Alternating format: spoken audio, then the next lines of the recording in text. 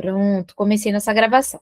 Então, boa noite, queridas amigas, amigos. Estamos aqui falando sobre o currículo de humanização, sobre avaliação de aprendizagem.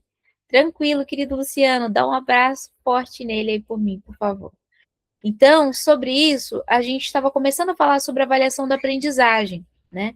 Porque, assim, qual que é a importância da gente refletir sobre essas características e formas de fazer, para a gente ter, inclusive, para ajudar a abordar e falar para as pessoas como funciona.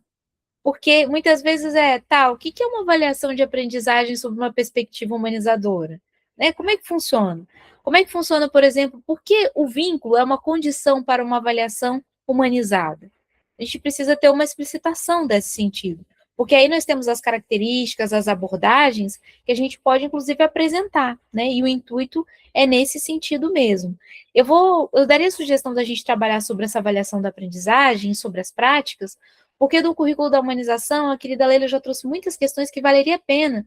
Quem não acompanhou, dá uma lidinha depois, e se tiver um complemento, é só escrever também. Esse documento está compartilhado, é junto, tá? Então, se quiser deixar seu escrito, sua reflexão, é tudo em aberto. Assim como perguntas também. Então, vamos começar sobre essa aqui, porque ou poderia ser a sugestão de todas elas e integrar, né? Também como vocês acharem melhor. Eu vou ler aqui e trazer para a gente pensar junto, tá bom? Aí quem quiser propor ou trazer, fique à vontade. Porque o vínculo é uma condição para uma avaliação humanizada. O que muda quando a avaliação deixa de medir apenas resultados e passa a integrar o processo da aprendizagem? Como equilibrar dimensões qualitativas e quantitativas na avaliação? Quais evidências realmente demonstram que houve aprendizagem? Como transformar a avaliação em uma oportunidade de aprendizagem e não em apenas em classificação? Então, seriam essas perguntas para a gente pensar, né? A querida Leila, ela colocou a perspectiva não só do currículo, mas sobre avaliação de aprendizagem, que ela começa conversando para ver a realidade do momento, ou seja, nós conversamos com as pessoas que estão naquela comunidade para ver o que elas estão buscando, quais são os interesses dela e como está sendo feita essa construção para ser realmente ligado à realidade, à conexão com os vínculos que as pessoas que estão ali que estão fazendo. Então, vejo que isso é muito importante para a gente trazer como referência. Mas eu queria trazer uma abordagem da última questão, que é como transformar a avaliação em uma oportunidade de aprendizagem, não apenas em classificação. Eu vejo que transformar essa avaliação na oportunidade de aprendizagem é a gente trabalhar muito com a perspectiva não só de círculo, não só de dimensão, não só de diálogo, mas também na correlação das relações humanas, realmente como uma proposta de transformar essa avaliação em oportunidade de aprendizagem.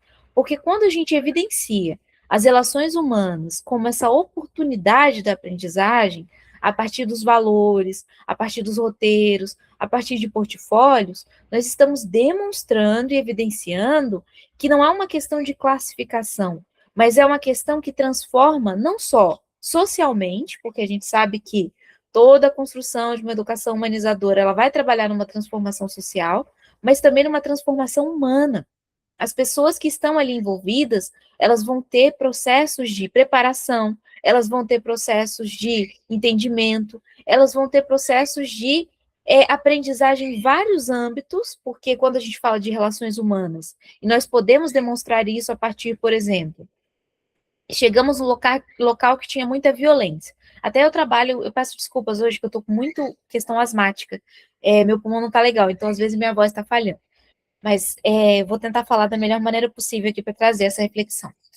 Que, com relação a essa questão de avaliação, violência, que é uma das questões que mais está ocorrendo, a gente sabe como tem muitos projetos, espero que a querida Ana consiga agora fixar, tá indo, voltando, vamos torcer.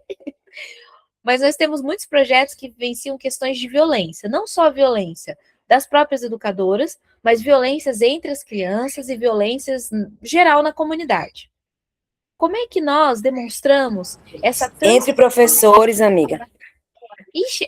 Entre professores, entre alunos e professores, entre alunos e alunos, entre pais e mães com professores. A gente pode evidenciar todas elas, né, que são processos muito complexos. Mas como é que a gente pode mostrar essa transformação? Porque, sim, Eu ouço muito dos projetos que trabalham nessa humanização e educações humanizadoras que elas falam assim: nossa, no começo todo mundo se batia aqui, agora todo mundo já está conversando. Mas o mais importante é que as crianças aprenderam matemática. Ou seja, se pula a evidência que é a questão mais importante para demonstrar o aprendizado, que é justamente as crianças conseguirem começar a conversar com os professores, por exemplo, é uma evidência clara, ou os professores conseguirem conversar entre os professores sem se agredir, sem se desrespeitar, conseguindo ter um diálogo, conseguindo ter uma construção de comunicação. Isso traz como oportunidade de aprendizagem. Colocar essa questão como uma avaliação qualitativa da oportunidade de aprendizagem. Porque quando você tem uma equipe que consegue construir junto, você tem a avaliação de aprendizagem num potencial muito avançado. Por quê? Porque aquela equipe vai se apoiar, vai se ajudar, todo mundo vai conseguir trabalhar junto, vão conseguir trazer outro tipo de entendimento, outro tipo de construção. E muitas vezes isso não é evidenciado. E essas evidências, quando nós trazemos elas, nós conseguimos pautar e fundamentar que sim, ocorreu uma transformação no processo da aprendizagem que não foi por classificação, foi pelo potencial educativo daquela comunidade, que se trabalhou por uma evidência, por exemplo, não só com os alunos, mas ou com aprendizes, ou com estudantes, mas entre os professores. E isso entrar como uma das questões que evidencia essa avaliação de aprendizagem, que está ligada à qualitativa, mas também está ligada à quantitativa, onde? Quando você tem um grupo mais coeso, obviamente, que você vai ter uma aprendizagem mais qualificada, mais rica e com mais possibilidade de todos aprenderem, porque você não vai ter uma guerra interna, você não vai ter uma construção interna que dificulta, e nós vivenciamos isso muito em todos os projetos, né? Até conseguir constituir algumas equilibrações, regulações, entre outros processos que nós podemos evidenciar. Mas eu vou passar para o Helder, que está com a mãozinha levantada também, acho que ele vai querer complementar. Helder? Gente, essa construção da avaliação tendo como foco o que é válido, os valores, e definir isso entre a gente é o começo, meio e fim da educação, do meu ponto de vista. É o começo porque quando a gente define valores, deixamos as referências, os pontos cardeais para onde a gente está indo. Isso é o que a gente considera válido. E a partir daí a gente pode, desses valores, a gente pode pensar nas aprendizagens, seja conceituais, procedimentais, atitudinais, competências, né, conteúdos, a partir de valores. Então, o que eu vejo é que existe já uma visão a priorista da avaliação, né? A gente tem a BNCC, por exemplo, que é um instrumento que vai definir descritores do que a gente se espera que se aprenda em determinado ano. Mas quem aprende não é o ano, quem aprende é a pessoa.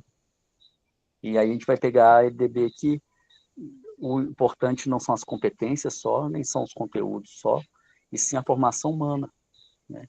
É o ser humano, as suas relações com o cidadão, e as suas relações de trabalho. Essa que é a ênfase dada. Então essa conversa acho que é fundamental para um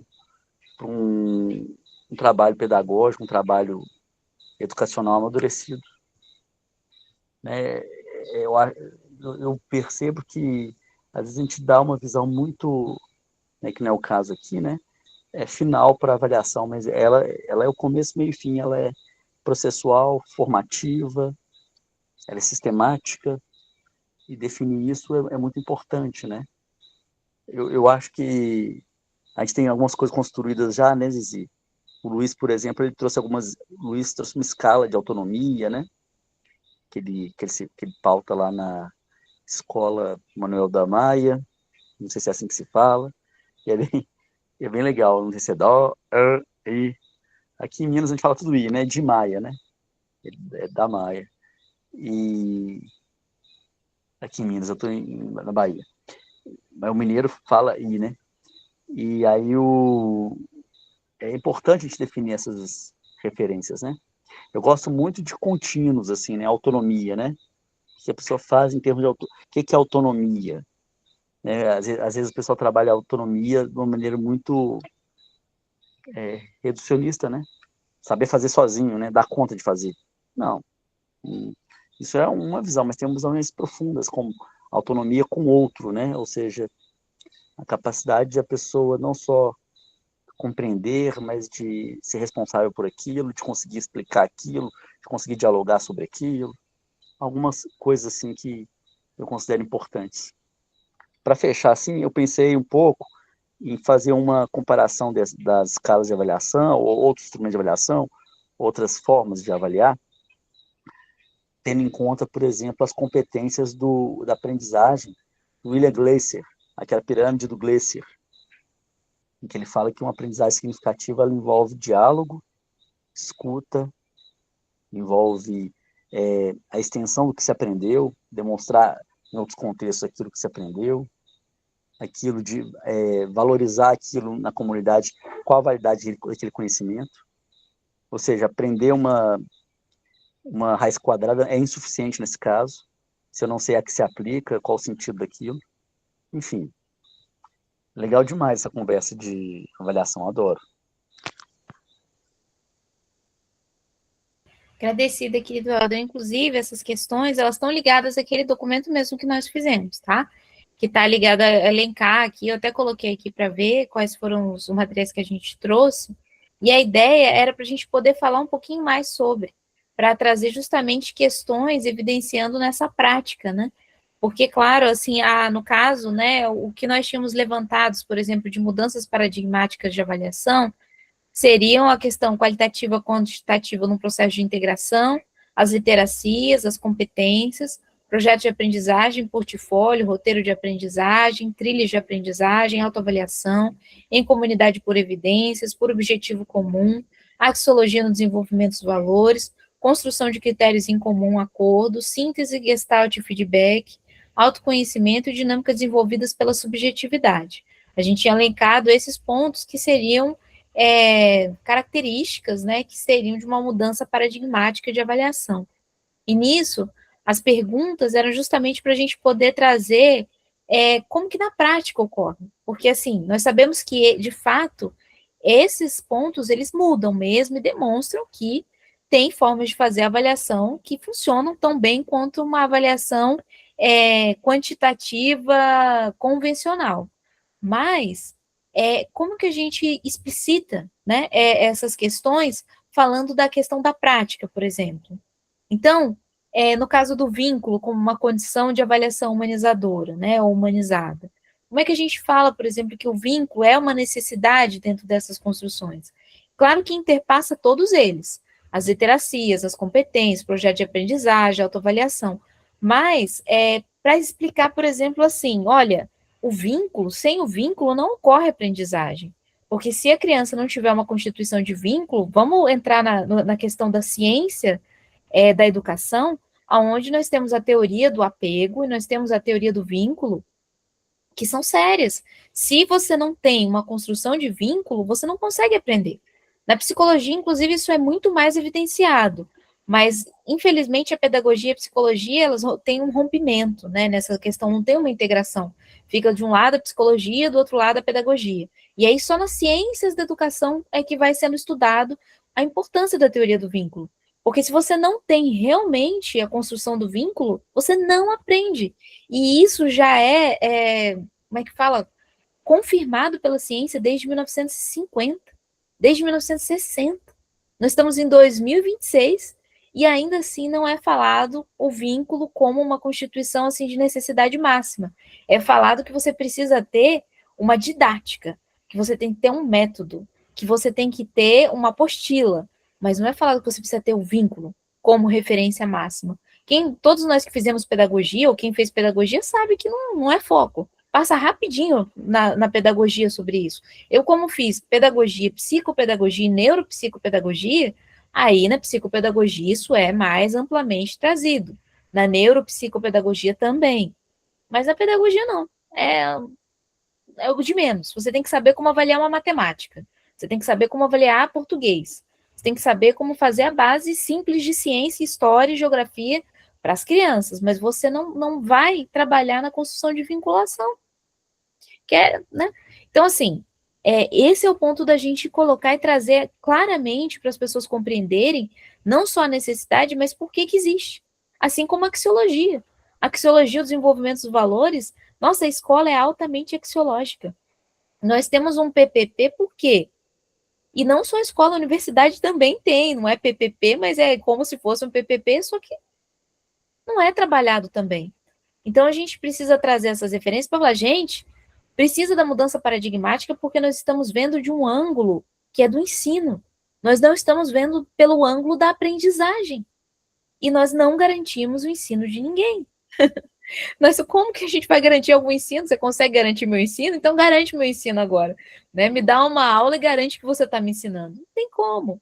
Então nós temos que ter a perspectiva da aprendizagem, mas para isso nós temos que mudar a nossa mentalidade frente à constituição da aprendizagem. Então essa é a ideia da gente trazer, justamente como a gente está colocando aqui, mas a gente tentar fundamentar, mostrando onde, como, em que prática, em que construção. Porque, por exemplo, quais evidências realmente demonstram que houve aprendizagem? No caso, a gente entra na questão da nota e da prova aqui. Como é que a gente demonstra que uma prova não garante aprendizagem e que um projeto de aprendizagem garante aprendizagem? Um roteiro de aprendizagem garante aprendizagem e uma prova não. Porque aqui a gente está falando de processo, a gente não está falando de resultado.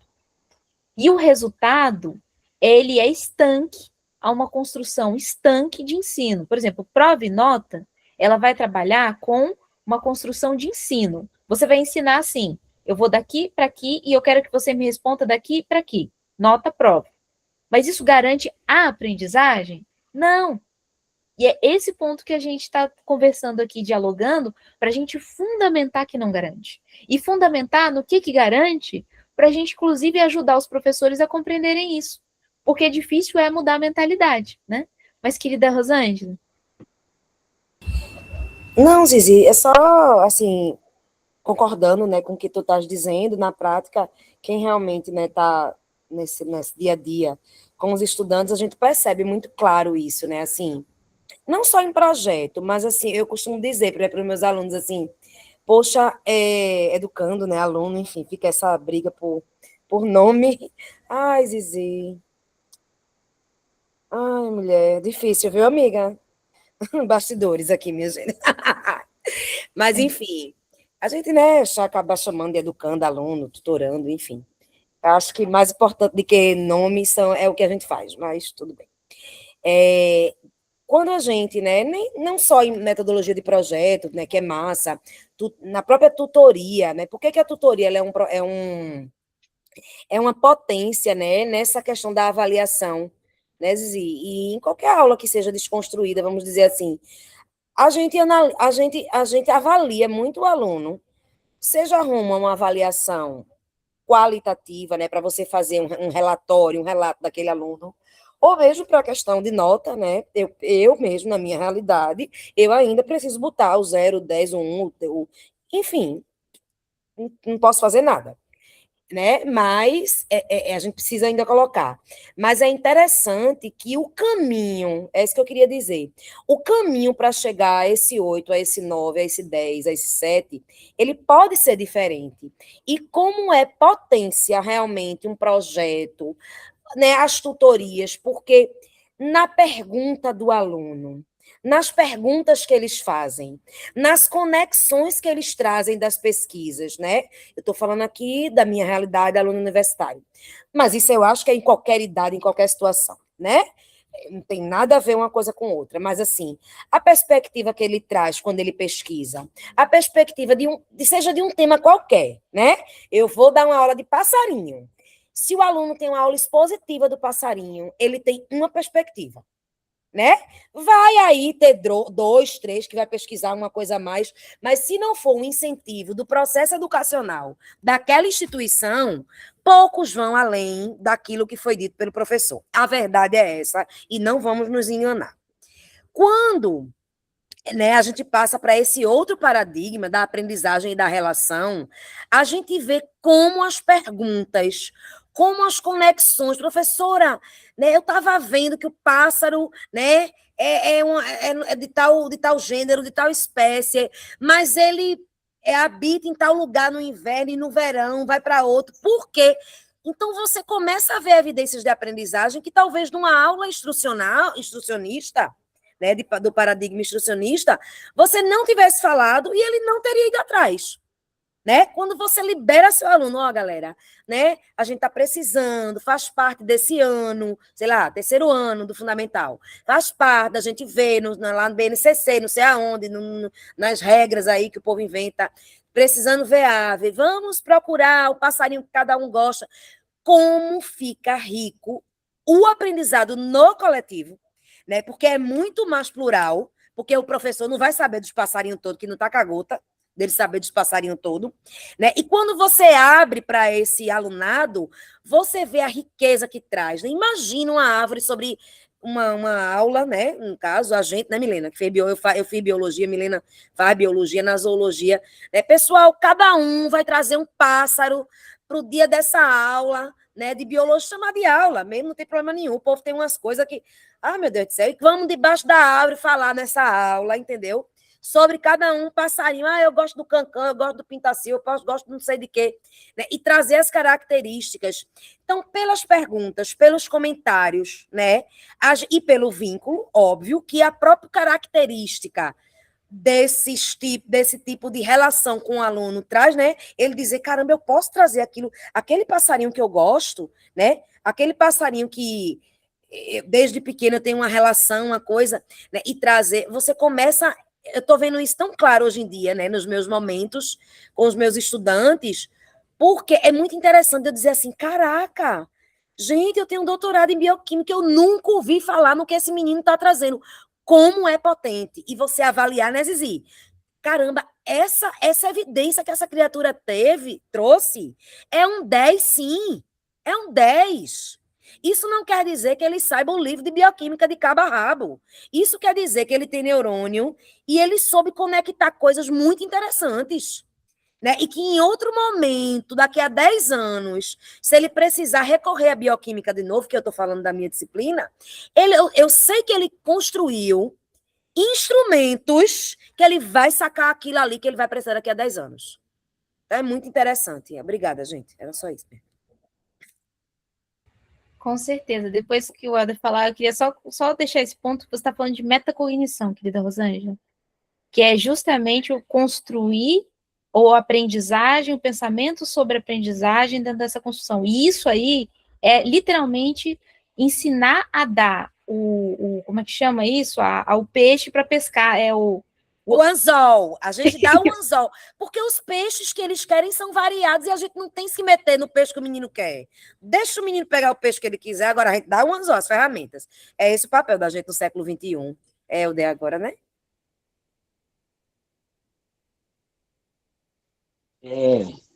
Rosângela, o Pulo do Gato, a tutoria nos ajuda aí a despertar para muita coisa, né?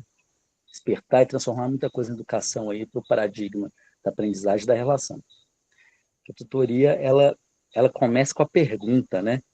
Não é com a resposta. E as perguntas que as pessoas vão formulando, elas vão amadurecendo, né? E cada vez que ela chega com uma resposta, vai gerando mais necessidade de novas perguntas. Acho que para cada resposta dada, duas perguntas vai surgindo. É igual uma hidra de Lerna do Hércules lá. Você corta a cabeça da hidra, nasce duas. E aquele negócio é maravilhoso, porque é uma descoberta, assim, e aí tem a ver com a metacognição mesmo, né, que a Zizi estava dizendo aí, que é esse aprender a aprender, no sentido de uma estratégia de o que é o conhecer, né, no sentido prático, assim, quanto mais sei, menos sei, mas no sentido que eu estou desaprendendo, não, apenas não, é no sentido que eu vou me abrindo para coisas que, no universo do giga, eu saio de uma visão geocêntrica, passo para uma visão heliocêntrica, depois eu passo para uma visão galactocêntrica, depois eu passo para uma visão cosmocêntrica, e que eu vou vendo que as coisas são totalmente diferentes. É legal demais. E as disciplinas vão deixando de existir, né? Porque as perguntas, nenhuma pergunta, até hoje eu procurei uma pergunta disciplinar. Nenhuma pergunta é disciplinar nas tutorias. É muito difícil. Às vezes é uma pergunta meio endereçada, né? Eu quero aprender subtrair com reagrupamento. Aí você fala, não, por que você quer aprender isso? Aí quando a pessoa quer aprender os ritmos de música do Caribe, sei lá, uma coisa assim. tem nada a ver com... Era só um pretexto para começar a conversa, porque acho que só porque eu sou professor de matemática, entre aspas, né? Na verdade, eu quero ser professor de matemática, aí entra a ideia da música aí para aprender matemática.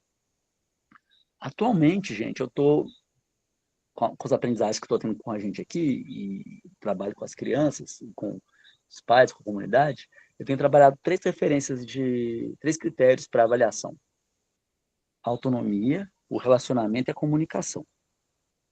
Né? E aí a questão, assim, cada vez mais a gente vai vendo os meios, né? Autoavaliação, a tutoria, portfólio, evidência de aprendizagem, projeto, parará. Tá, são meios que podem, inclusive, se a gente, claro, entre nós que a gente pode falar, são meios que muitas vezes são usados para classificar, para hierarquizar, para fazer ranqueamento de criança, para obter IDEB, né, e outras coisas mais, né, para cumprir BNCC. Então, a gente vai, né, é um momento muito político esse nosso aqui de conversar sobre esses assuntos. Então, as crianças lá fazendo as tutorias, por exemplo, a criança pergunta, eu quero entender o que é Jesus. Eles vão fazendo as perguntas, elas mexem com a estrutura. Porque aí vai perguntar se Jesus é preto ou é branco. E isso dá um rebu danado. E aí eles vão investigar onde que ele nasceu, o caboclo, quais as possibilidades genéticas que existem nesse caudal maravilhoso que é o mundo aí, que são as raças humanas. Né? Teve uma tutoria que rolou do bafão, quais são as leis da física que envolvem bafão ou tapão, dependendo do lugar, né? Em função da Copa do Mundo. Coisa boa, os meninos ficaram ótimos no bafão, mas falam de princípios da física, da relação da diferença de pressão, do vento, como trabalhar o vento a favor. Então é legal isso, né, gente? A tutoria também que rolou da Copa do Mundo, do álbum, foi proibido o álbum na escola. Aí eu combinei com os meninos, é o seguinte, tá sendo proibido que tá dando conflito, e como a escola não quer conflito, ela suprimiu. É assim que a escola às vezes resolve os conflitos, é proibindo. Proibiu, falei, às quartas e terceiro horário tá liberado. Vai ter tapão e troca de figurinha. Desde que a gente comece a falar de qual país é o jogador, de qual continente é o jogador, quais países são do hemisfério sul, quais são do hemisfério norte, quais são os países que, somando a seleção toda, dá o salário do Cristiano Ronaldo ou do Messi, ou do Vini. E aí vai. E o negócio, e o caldo só vai engrossando. Então, assim, gente, a tutoria, eu vejo que dos dispositivos aqui que a gente está anunciando aqui, o mais fértil. Concordo com Rosângela, viu? Muito bom, querido Helder. É exatamente, querida Rosângela, porque é a questão da tutoria, né? Ou seja, já é essa mudança, né? A gente já não está colocando o ensino no foco, a gente está colocando a aprendizagem no foco. Porque quando a gente pensa em fazer qualquer dessas construções, elas nunca vão ser para a gente ensinar essas construções. Nós vamos perguntar e construir para entender o que está vendo, né? Isso é antigo pra caramba, né? Maiêutica já tem quanto tempo aí, né? Questionamento de você perguntar onde eu estou, para onde eu vou, quem eu sou, o que estou fazendo aqui. Toda a construção, na verdade, da ciência foi feita assim, né? Nós que perdemos essa conexão da consciência, que é utilizar, né, o que a gente sabe, perguntando sobre o que nós não sabemos, para tentar encontrar respostas para aquilo que a gente está buscando saber. Então, essa correlação com o saber é muito interessante, né? E está se perdendo porque a aprendizagem perdeu o sentido dela. Se tornou um processo de ensino, e mundialmente falando. Mas por quê? Porque quando você ensina, você está ensinando alguém para fazer alguma coisa. E quer ser ensinado. Vamos voltar a Paulo Freire. Queremos ensinar os nossos futuros alunos, estudantes, para serem o quê? Técnicos. Para serem o quê? Pessoas que vão ter profissões. Então, a educação bancária volta aí. A educação bancária é foco em ensino, porque eu quero ensinar alguém para ser alguma coisa que eu quero que ela seja numa sociedade que eu quero que ela tenha essa estrutura, porque é essa estrutura que mantém o dinheiro rodando, né? Então, aí vem um monte de questões que nós sabemos, como a querida Rosângela está colocando, ensino para o mundo mercantilista, massa de manobra, capitalismo, né? Então, quando nós estamos trabalhando para que as pessoas sejam cidadãos críticos, conscientes, né, que tenham autocrítica, que tenham uma consciência crítica, elas não vão pensar da mesma forma. Elas não vão preparar para ser técnicas. Elas vão se preparar para seres humanos, né? Para ter ali um nível de, olha, eu quero fazer uma coisa que ainda não tem. É igual a nossa profissão, né? Você evidenciar a nossa profissão, e isso, a educação ela tem isso engraçado. Até o pessoal fala, o professor normalmente ele é psicólogo, ele é assistente social, ele tem umas 20 e tantas, 30 e tantas funções, é mãe, é pai, é tio, não é? Por quê? Porque ele integra muitas funções, ele já não tem em si só essa constituição. E se nós vemos as funções definidas com processo integrador, vamos ver que também não tem. Porque mesmo uma pessoa, quando ela sai da caixinha, ela vê que matemática não é ensino de matemática. Matemática é uma construção de uma integração com a vida, né? Da mesma forma que o português, que a ciência, que a geografia, que a história é também. Só que nós fizemos isso para ter controle, né? Então aí a gente vem aqui a questão da quebra do controle. Mas eu queria trazer uma reflexão sobre esse ponto, como o Helder colocou também, e a querida Rosângela, da gente trazer, por exemplo, como que a gente demonstra que houve aprendizagem por esses processos. Eu vejo que é bom a gente consolidar uma ideia muito clara sobre isso, para a gente poder exemplificar. Porque o que a gente está falando é muito profundo, mas nem todo mundo compreende essa linguagem. Então, como é que, por exemplo, a gente consegue evidenciar que houve aprendizagem, por exemplo, por autoavaliação? Vamos pensar que. Uma sugestão rapidinho, eu sei que a gente não tem muito tempo, mas vamos pensar em uma questão aqui. Como é que a gente evidencia que houve aprendizagem por autoavaliação, por exemplo? Se alguém fizesse essa questão e se a gente fosse traduzir. Fala, Rosângela. Eu acho. Ah, deixa ela falar. Pode falar. Não? Não, por exemplo, eu ia dar um exemplo aqui, por exemplo, né? Me colocando como educanda, não é? Quando eu penso assim, vou dar um exemplo bem assim prático mesmo, né? Por autoavaliação. Por isso que é importante o momento da autoavaliação, ter esse espaço, né, em qualquer construção de educação. Muitas vezes, e já acontece comigo direto, por isso que eu vou dar esse exemplo, de tipo, até metacognitiva, que também tem a ver, né, com metacognição, porque muitas vezes a gente vai se avaliar e diz assim, caramba, eu não consegui alcançar tal meta que eu queria. Seja sei lá, na aula de inglês. Eu faço aula de inglês ainda, tal. Não consegui fazer isso. Poxa, mas também passei o mês todinho, não vi um filme. Tá entendendo? Aprendizagem de inglês. Eu tô pegando aqui uma coisa bem prática. Poxa, eu não vi aqueles filmes que eu me comprometi comigo mesma de que queria ver em inglês. Eu não conversei com aquela pessoa que eu disse que eu ia conversar para treinar inglês. Entendeu? Então, assim, né, imagine que eu estou sendo tutorada por Zizi e estou dizendo, professora, eu acho que eu não desenrolei hoje quando fui encontrar fulano de tal na conversação X, porque eu percebo que nos últimos 3 meses eu não fiz aquilo que eu me comprometi no meu roteiro comigo mesmo. Né? Então, você percebe que o estudante, né, que o educando, ele está se colocando no lugar de protagonismo até para o que ele não aprendeu e que ele tinha se comprometido em aprender. Eu acho que é um exemplo. Muito bom, querida Rosângela. Isso é um exemplo muito bom para explicar, porque muitas vezes as pessoas falam que, assim, essa autoavaliação não serve para nada, ou isso não vai ter a Constituição. Mas aí, quando você fala que o protagonismo, você pegou um ponto muito bom, o protagonismo, você não conseguiu vivenciar o seu protagonismo porque você não focou nisso, para que isso fosse constituído, então você já sabe que você não conseguiu por causa disso. Então você precisa focar para que você consiga desenvolver isso. E isso é uma questão muito boa para trazer uma evidência, demonstrando uma característica, porque assim, entendem que eles falam que a autoavaliação não presta, que não serve, porque não vai adiantar nada.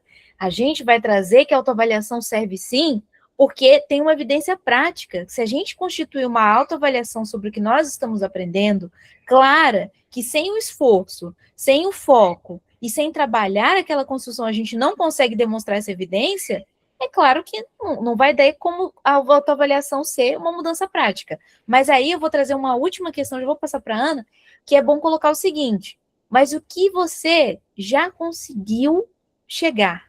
Porque tem uma questão que a gente tem muito a nossa autoavaliação, normalmente pelo que não conseguimos. Mas o que já conseguimos? trazer esse equilíbrio também para demonstrar. Então, por exemplo, mas eu consegui entender, por exemplo, uma frase que eu ouvi em inglês, eu já consigo entender o verbo, eu já consigo entender isso, eu já tenho essa base para poder me autoavaliar o que eu já consegui, porque tem uma coisa aí. Mesmo que você não tenha conseguido chegar aonde você colocou uma meta de chegar, por exemplo, conseguir falar tranquilamente inglês com outra pessoa, mas você não está estudando para poder fazer isso, ou seja, você não está conversando com pessoas em inglês ou se esforçando com o tempo para que você consiga chegar nesse ponto que você sabe que você consegue. Mas o que você conseguiu evidenciar nas outras aprendizagens que você fez durante esse um mês que te fizeram entender melhor a lógica do inglês, por exemplo? Isso é um ponto da autoavaliação, trazendo só essa referência do inglês que você colocou, tá bom? Só um último ponto de questão. Mas vou passar para a querida Ana. Querida Ana. Eu ia complementar precisamente com a necessidade, pelo menos aquilo que vou frisando aqui, que fui tentando frisar, nem sempre com muito sucesso, mas que vou mantendo e que vou vendo o impacto que isso tem, é precisamente também não apenas com esta análise do que não sou capaz e do que já sou capaz, mas para que isso seja possível, a efetiva continuidade deste processo e não ser uma coisa que é esporádica e que acontece de vez em quando, porque alguém decide que vai ser um dia de prova. E ser algo que acontece semanalmente, quinzenalmente, mensalmente, o que quer que seja, mas com uma determinada frequência, com uma determinada cadência, para que a própria pessoa, o próprio aluno, o próprio sujeito de aprendizagem, tenha esse registro para si próprio, em primeiro lugar, e possa ir vendo, olha, mas tu no mês passado ainda não conseguias isto e isto. Este mês já conseguiste isto, ainda não conseguiste aquilo, mas ter precisamente esses registros, e eu normalmente trabalho com miúdos muito pequeninos, ou mais pequeninos, nem são os mais pequeninos de todos, mas para os quais isto ainda tem que ser um processo muito guiado, porque ainda não são muito autónomos nesse processo, e portanto ao início é um bocadinho, foi tudo fácil, ou foi tudo, então e o que é que foi difícil? Nada. Então e o que é que foi bom? Tudo, certo, mas vamos aprofundar um bocadinho mais e depois irmos vendo neles próprios esta capacidade de passar deste foi tudo bom ou foi tudo mau, ou não foi nada mau ou não foi nada bom, para eu se calhar aqui já podia ter trabalhado mais aqui, ou se calhar aqui desleixei-me um bocadinho, e semana a semana, quinzena a quinzena, mês a mês, vai-se vendo este pequenino aprofundar, não é? Este pequenino ir um bocadinho mais longe. E acho que isso são as evidências mais claras que posso e que vou partilhando com os pais, no sentido de, olha, mas há um mês esta criança não falava e neste momento esta criança pede ajuda quando precisa. E estas coisas ficando registadas, acho que para as crianças é muito útil e para a própria comunidade e para nós também, porque às tantas, para mim, e este ano mostrou muito isso, tudo aquilo que não tiver escrito, que não tiver registado, acaba por ser esquecido. E isto é verdade para os miúdos, e eu digo isto montes de vezes. É claro que há aprendizagens que a gente faz sem ter que escrever, mas se não for escrito a gente vai acabar por esquecer. E para nós também, e a autoavaliação, como tantas outras coisas aqui, é um processo de muito registro.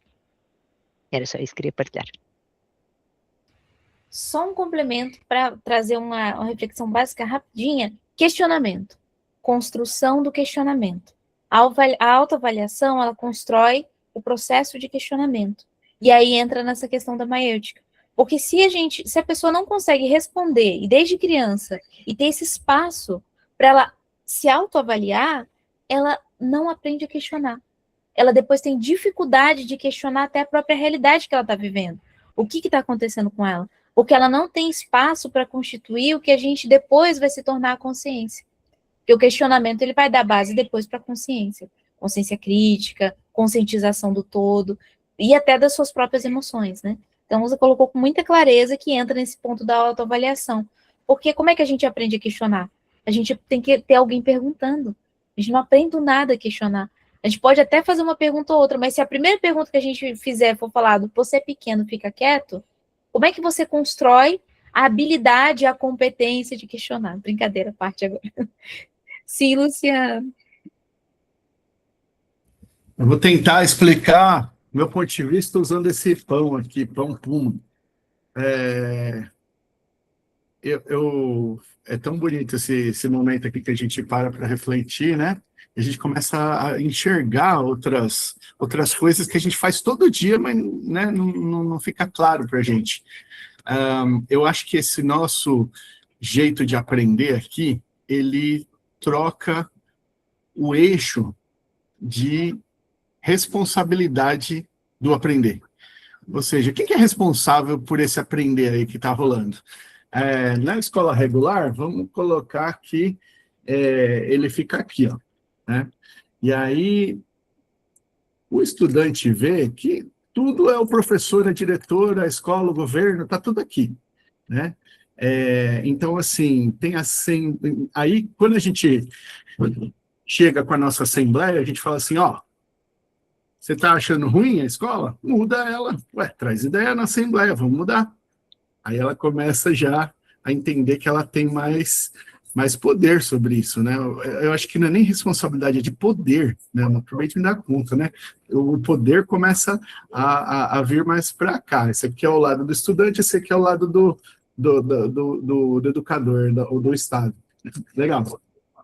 Aí você tem também os grupos de responsabilidade. Pô, mas está acontecendo esse problema aí. Ué, faz alguma coisa. Aí já começa, né? Aí, em termos individuais, você tem autoavaliação, né?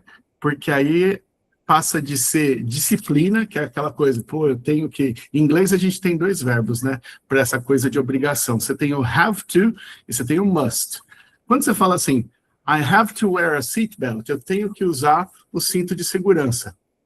Se você está falando isso, é porque você entende que o governo te falou, e se você não usar, você vai tomar uma multa e tal. É externo, né? Essa responsabilidade, esse poder. Agora, o must, não. É tipo, nossa, eu estou com um problema aqui, I must go to the dentist. Então, eu tenho que ir, a tradução é a mesma, né? Eu tenho que ir no dentista, mas quem quer sou eu, porque eu estou com dor, né?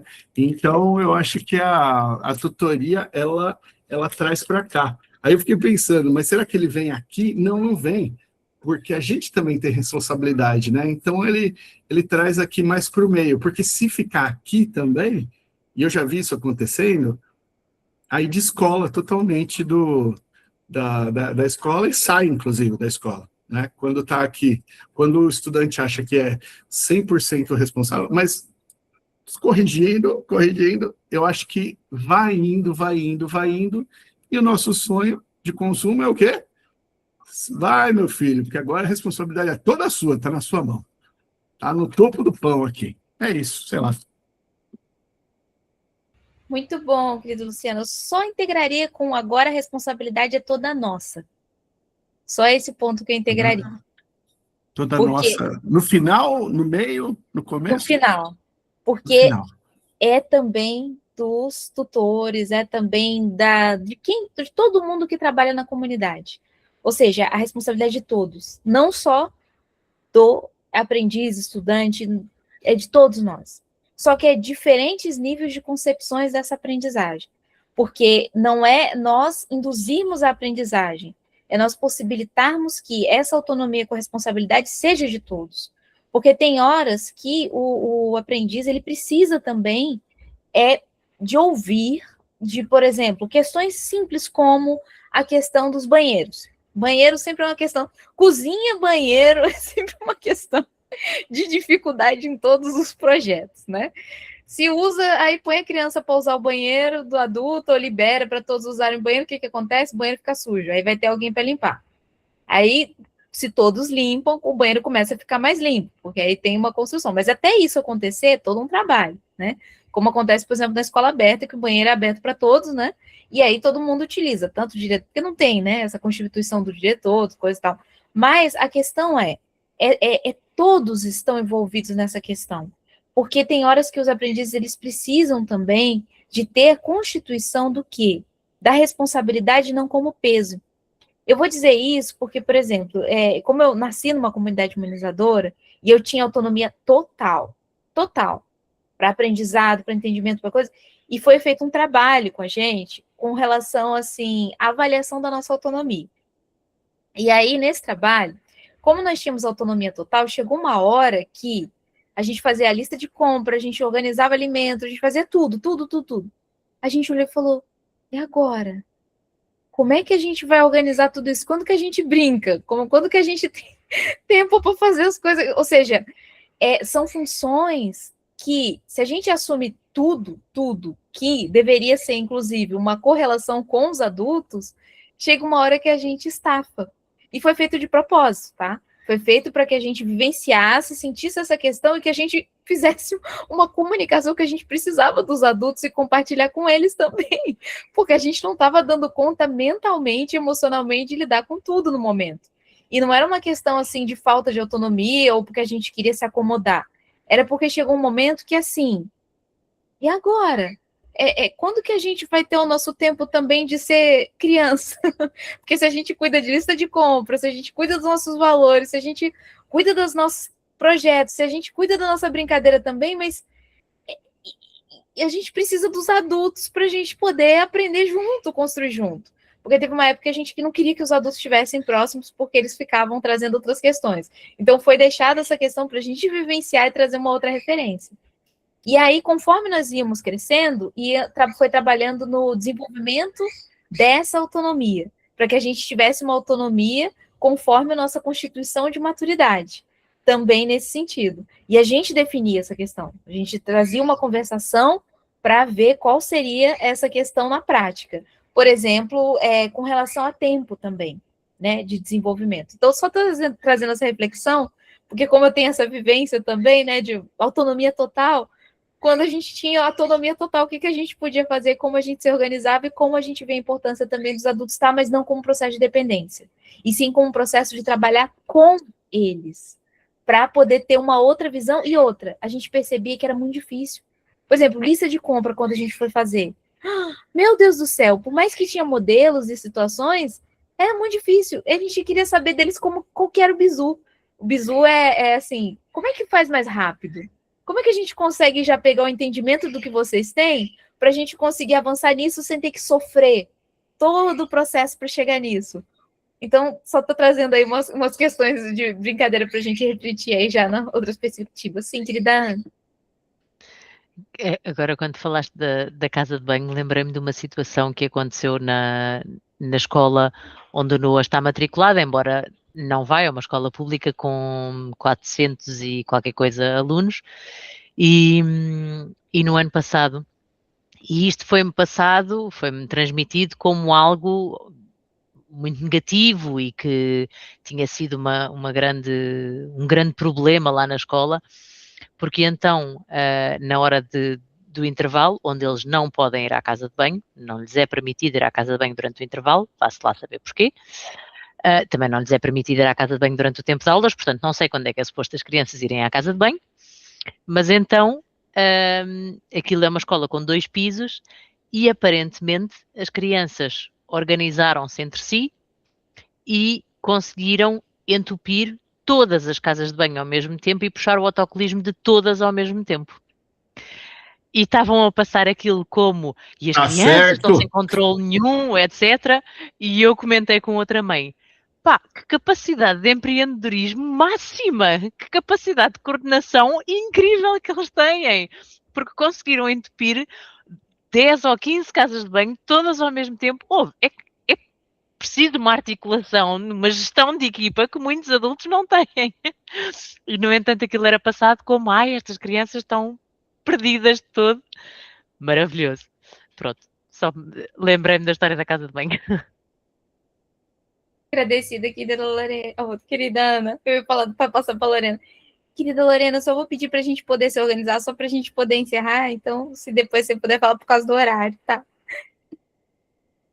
Não, só queria comentar também, vendo tudo que vocês falaram, aí voltei ao início do teu comentário, Zizi.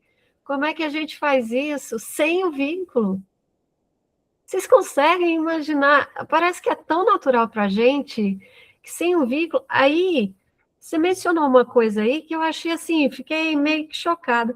Como que a pedagogia está longe da psicologia? Faz sentido, gente? A gente tem a psicologia infantil e ela está muito unida com a pedagogia. E aí, você não pensar em vínculo, a criança não se abre com você numa consulta, num consultório, e a criança não abre com você quando você está ali como educador, né? E ela quer descobrir o mundo. E como você descobre? Para quem que você pergunta se você não tem confiança, segurança? Então, o vínculo nessa avaliação humanizada é essencial, e a gente precisa entrar na profundidade do ser humano, assim como o psicólogo entra para poder, assim, apoiar o desenvolvimento infantil nos seus déficits e nos seus atrasos, e o pedagogo também. Então, quando a gente fala só de instrucionismo, você chegar e jogar o conteúdo e depois escolher aqueles dados, se você fala sobre uma dimensão de um assunto e pergunta ali 3 questões, o que você está avaliando daquele aprendizado? Então, é muito óbvio. E a gente discutindo aqui, se a gente liberta para eles perguntarem, a gente vê que a gente mesmo não sabe de tudo. Tem um vídeo, e fechando por causa do tempo também, que a gente pode até resgatar do Paulo Freire numa conferência, que ele fala assim, olha, eu não sei, se vocês não perguntarem nada, a conferência aqui, a reunião, ela vai ser em 3 minutinhos, já vou fechar, porque não tenho. Mas se vocês começam a perguntar, a gente pode conversar sobre horas e horas.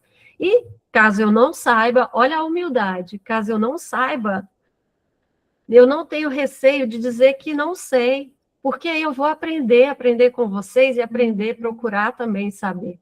Às vezes, do ponto de vista do educador, e eu queria trazer isso na avaliação humanizada que a gente está discutindo, tem educadores que a gente vê que eles têm medo das perguntas dos educandos.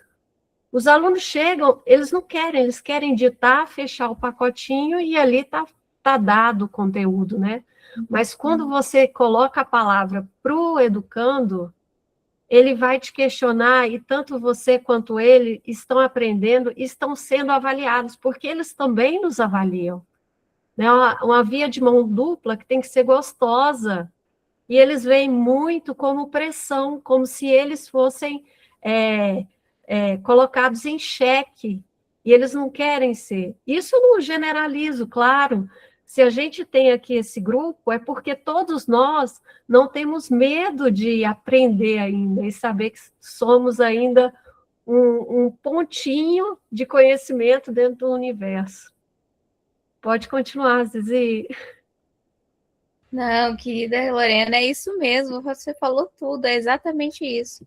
A gente precisa realmente retomar o básico das relações humanas, que é o vínculo, né? A Rafaela, ela hoje está cansadinha, mas ela, como psicóloga ali, ela fica só rindo, né? Quando eu fui falando, eu falo, gente, é duro, né? Nossa, a gente tem que cantar todo dobrado de novo pro pessoal. Gente, o mínimo é a gente saber se relacionar, sabe o nome do seu aluno, sabe de onde ele vem, não sabe nada, né? Nem sabe. Mas o garoto é um demônio? É, só Jesus na causa.